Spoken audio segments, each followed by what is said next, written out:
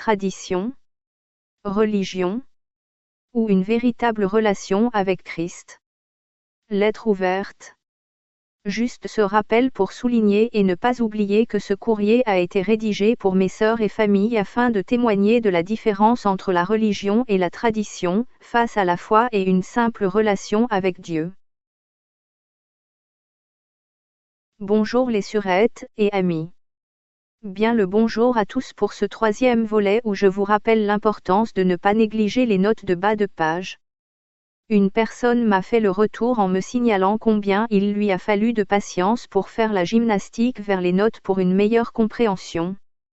La lettre ci-après est en fait une lettre d'étude, pour cerner quelle est la différence entre la relation personnelle, que souhaite le Seigneur Jésus d'après la Bible d'un côté, et la religion ou la tradition qui se contente souvent par addition, de coutumes religieuses que suivent majoritairement l'ensemble d'une communauté pour ne pas rester en reste, comme les baptêmes, mariages et enterrements afin de respecter traditionnellement un certain savoir-vivre. Et si une certaine foi demeure, elle reste néanmoins minoritaire, la majorité préférant la tradition à la parole de Dieu. Je vous conseillerai seulement en toute fin de la série de ce courrier, pour vous aider à faire un choix, mais vous serez seul à savoir si votre foi est appropriée selon Dieu et sa parole, la Bible. Soit, laissant la parole de Dieu, vous aiguiller dans un choix qui soit judicieux et selon la volonté de Dieu exprimée dans la Bible, soit ces notes bibliques enrichissantes et complémentaires que vous trouverez en bas de page. C'est juste un pli à prendre, surtout si vous n'ouvrez pas souvent une Bible, que Jésus déclare être la vérité de Dieu par laquelle il souhaite vous mettre à part à vous sanctifier, précieux que nous sommes à ses yeux, en nous annonçant sa vérité selon ses pensées pour secourir notre infortune tant nous avons de difficultés à croire ce que nous voyons déjà, comme sa création qui nous entoure et dont nous faisons partie.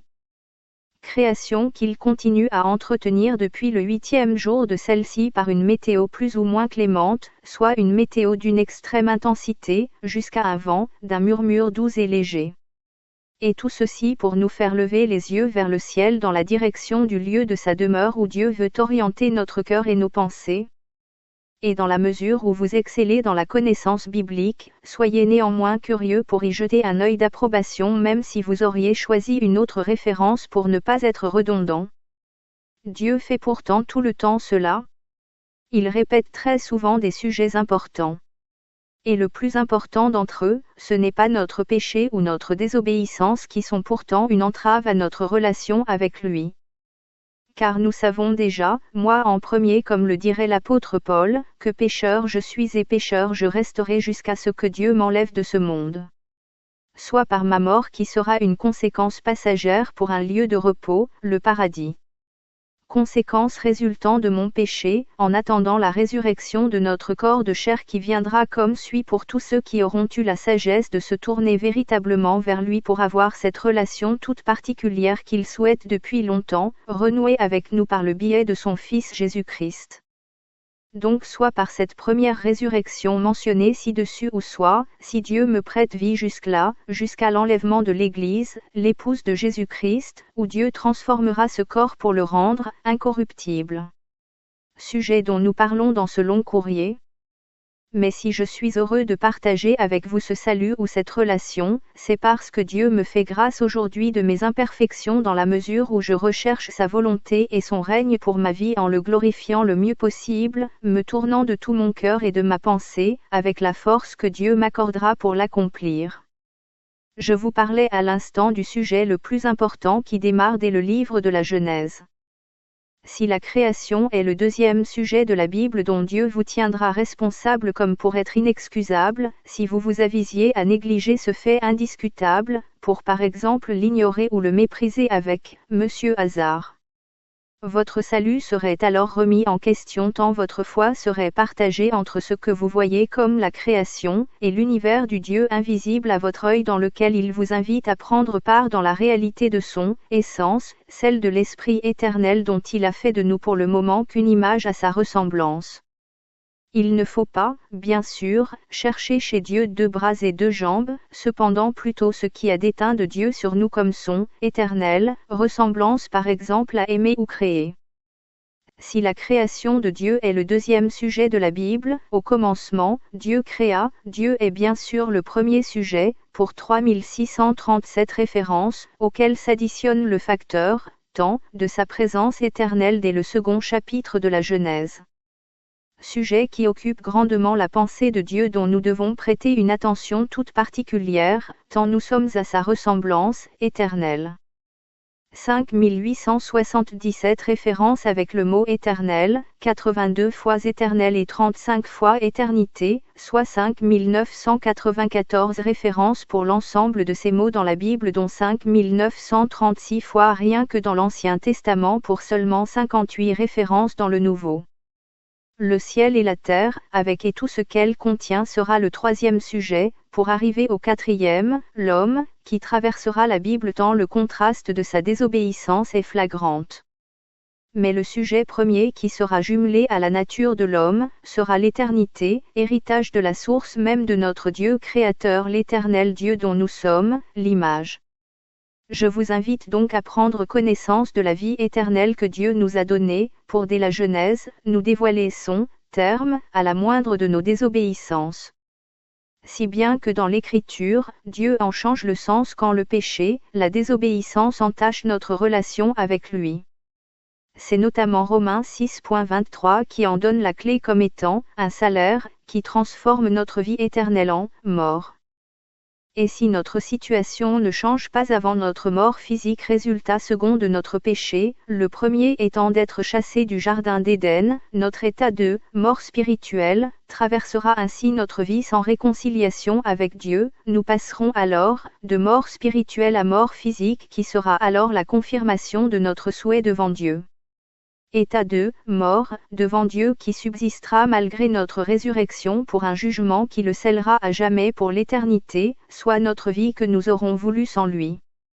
C'est pour cela que vous devez rester curieux pour savoir comment Dieu change ce qui est sans vie, mort éternelle, qui deviendra en vous la vie éternelle lorsque vous accepterez la réconciliation que Dieu vous propose par amour pour nous.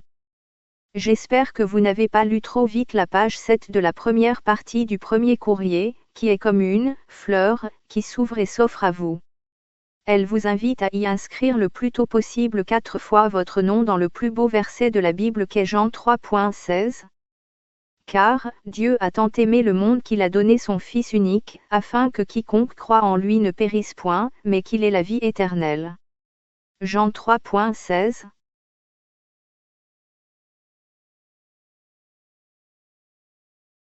Que vous pouvez donc lire ainsi pour vous-même comme si vous étiez la seule personne que Dieu aimait.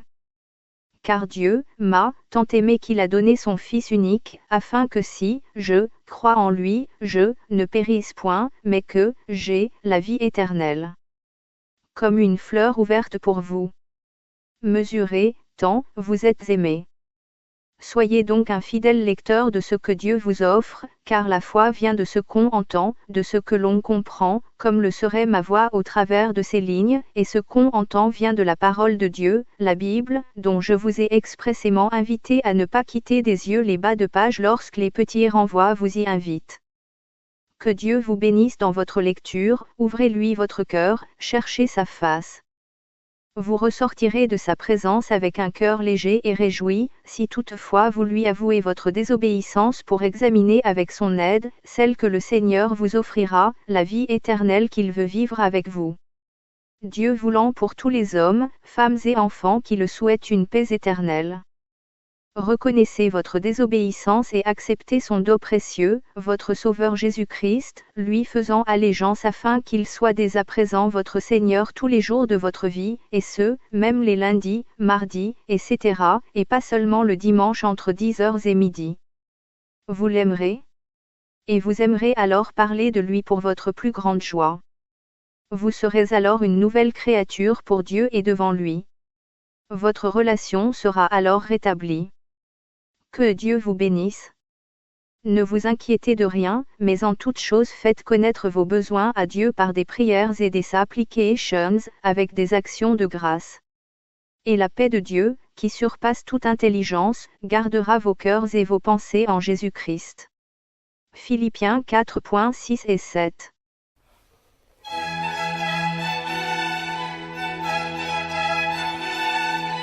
suite de la lettre à ma famille dans quelques instants, mais pour le moment prenez le temps de relire les versets et laissez le Saint-Esprit vous conduire.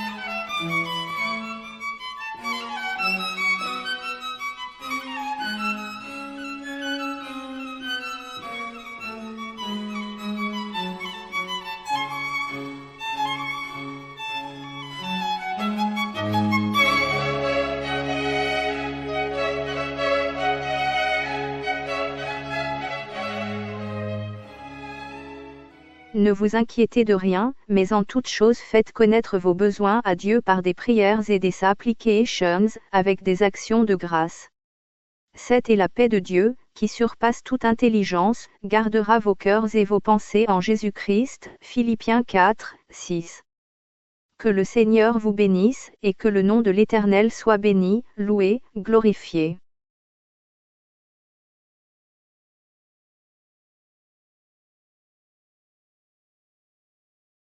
Lettre, feuillet numéro 03. Cette année, c'est une année de grâce de plus qui nous est offerte. Puis il leur dit, allez par tout le monde, et prêchez la bonne nouvelle à toute la création. Marc 16.15. Voici un commandement simple qui n'a rien à voir semble-t-il avec les 10 que l'on connaît plus ou moins. Et nous nous efforçons de le mettre en pratique chaque fois que possible. Si la Bible lance une invitation à suivre les 10 commandements, à qui donc le message est-il donc adressé? Est-ce à tout homme? Bien souvent on le croit à tort comme une ligne de conduite qui plaira à Dieu. Mais si je ne suis pas juif, si je ne sors pas d'Égypte où j'ai été prisonnier dans l'esclavage durant 400 ans, comme le peuple d'Israël, et que je ne me dirige pas vers la terre promise, alors oui, ce n'est pas pour moi. Ce serait là une analyse simpliste et un raccourci qu'il ne faudrait surtout pas faire. Car bien que la Bible soit destinée dans un premier temps à Israël, Dieu a pourtant voulu faire connaître sa parole à la terre entière, où Jésus regroupera tous ses commandements en 2 principaux. Bien que cela soit semblable, ce n'est plus une multitude de commandements comme les 10 ou les centaines d'autres de la loi de Moïse. Et en aucun cas ces 2 derniers n'effacent les premiers.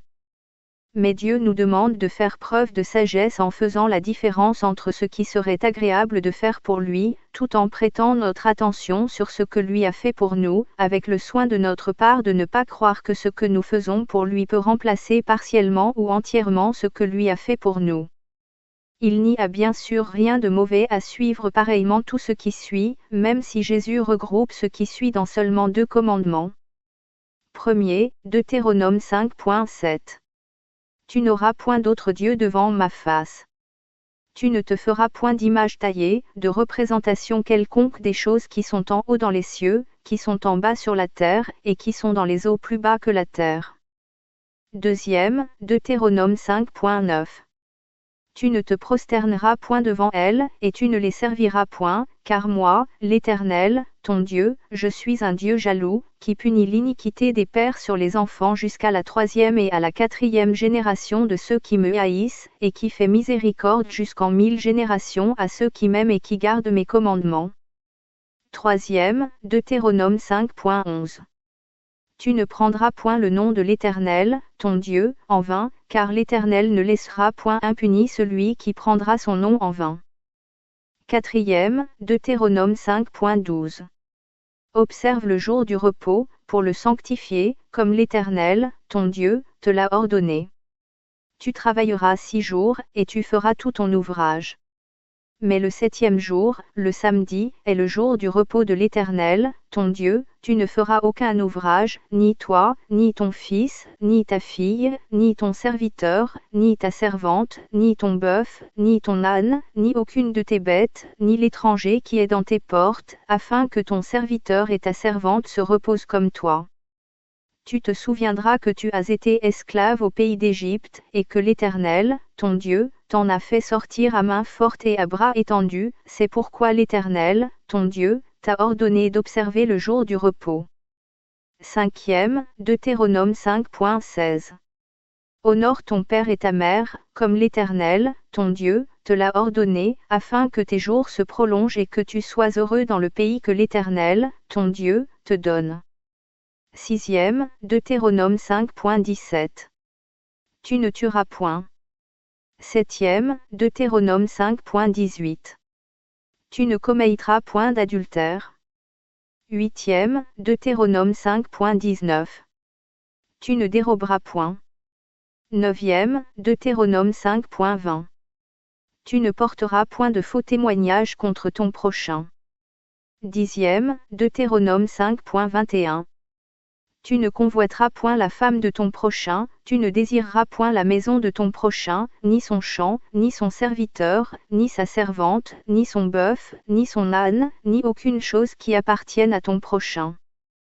On comprend aisément que cela ne nous concerne pas si on considère le destinataire, pour la simple raison que Dieu s'adresse à Israël en premier et que le 4e commandement n'a aucune signification première pour nous selon l'ancienne alliance que Dieu a faite avec Israël. Mais si nous étions étrangers, comme souligné en Deutéronome 5.14, et au milieu d'Israël, alors Dieu souhaitait qu'il en soit de même pour nous. Dieu considérant le peuple d'Israël comme un tout indivisible, libre, esclave ou étranger, hommes, femmes ou enfants. Les commandements de Dieu ne sont pas donnés pour qu'Israël ou même tout homme, soit sauvé en les suivant à la lettre.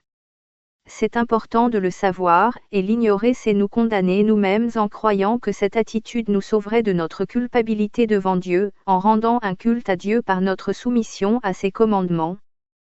Ce qui peut nous sauver, c'est ce que Dieu a fait pour nous, et non ce que nous avons fait ou pourrions encore faire pour lui. Notre salut dépend uniquement de la croix du calvaire que Dieu a dressée pour tout homme afin qu'il soit sauvé. Aussi bien pour ceux qui sont nés avant ou après la croix. Pour cela Dieu a donné une image à Israël de ce qu'il allait faire dans l'avenir. Dans l'étude de la Bible cela s'appelle une typologie, soit un modèle, un croquis de ce que Dieu accomplira plus tard. Quand Israël fit ce qui déplut à Dieu en méprisant la manne, il envoya parmi le peuple des serpents pour le faire mourir. Le peuple ayant compris qu'il avait désobéi s'adressa à Moïse afin qu'il intercède pour eux. Et Dieu dit à Moïse de faire un serpent d'airain, en métal. Et ainsi tout homme qui regardait le serpent avec foi, avait la vie sauve. Le serpent représentant le péché, la désobéissance d'Israël, mais surtout symbolisé avant l'heure, Christ portant le péché du monde à la croix. Les 10 commandements que Dieu avait donnés à Israël ne sauvaient donc pas le peuple de la colère de Dieu à ce moment-là. Dieu préparant ainsi Israël et tout homme dans les siècles à venir, à regarder à la croix, et uniquement à la croix pour être sauvé, pardonné. Israël, devant la punition de Dieu, s'est réveillé en allant voir le médiateur que l'Éternel leur avait donné, Moïse. Si aujourd'hui, il fait défaut, Dieu l'a remplacé par son Fils. C'est donc de notre responsabilité de nous tourner vers lui, Dieu, le Fils, Jésus-Christ, pour avoir l'oreille attentive de Dieu, le Père. Mais Jésus n'est pas seulement le médiateur dont nous avons tout besoin, il est également l'image, la typologie pour le temps où il a été fait péché pour nous. C'est-à-dire que notre péché, soit toute notre désobéissance, il l'a porté en son corps sur le bois durant 6 longues heures avant de recevoir la sentence que nous méritions, la mort. Dieu l'a considéré comme tel à notre place, en se détournant de lui. Comme pour Israël dans le désert où Moïse éleva le serpent d'airain, pour révéler le péché du peuple, Jésus, notre Créateur, ne l'oublions pas, portant nos fautes, a été considéré comme péché devant son Père, et ce, à cause de nous. Notre repentance, notre conversion sont de ce fait capital pour notre salut. Repentez-vous donc et convertissez-vous, pour que vos péchés soient effacés, afin que des temps de rafraîchissement viennent de la part du Seigneur. Acte 3.19. C'est important pour vous. Et ainsi en acceptant de tout cœur que Christ ait pris votre place, car Dieu m'a tant aimé qu'il a donné son Fils unique, afin que si je crois en lui, je ne périsse point, mais que j'ai la vie éternelle. Comme une fleur ouverte pour vous.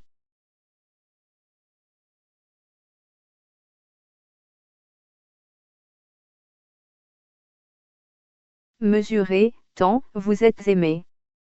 Ainsi Dieu fera à votre demande ce qu'il a promis.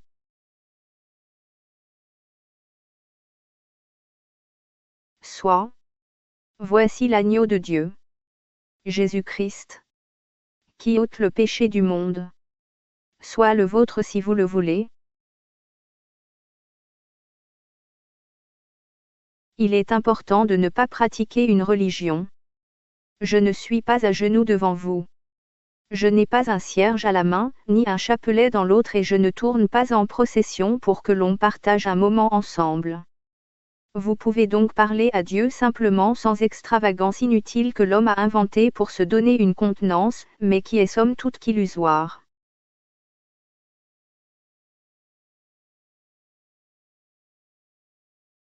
Cette série de 22 lettres dont vous avez ici le 3e numéro, est disponible en mode PDF via une simple inscription sous la vidéo qui vous permettra de recevoir toute la série à votre guise, tant que vous le désirerez, et ce au format smartphone via WhatsApp. À bientôt sur la chaîne de l'édito.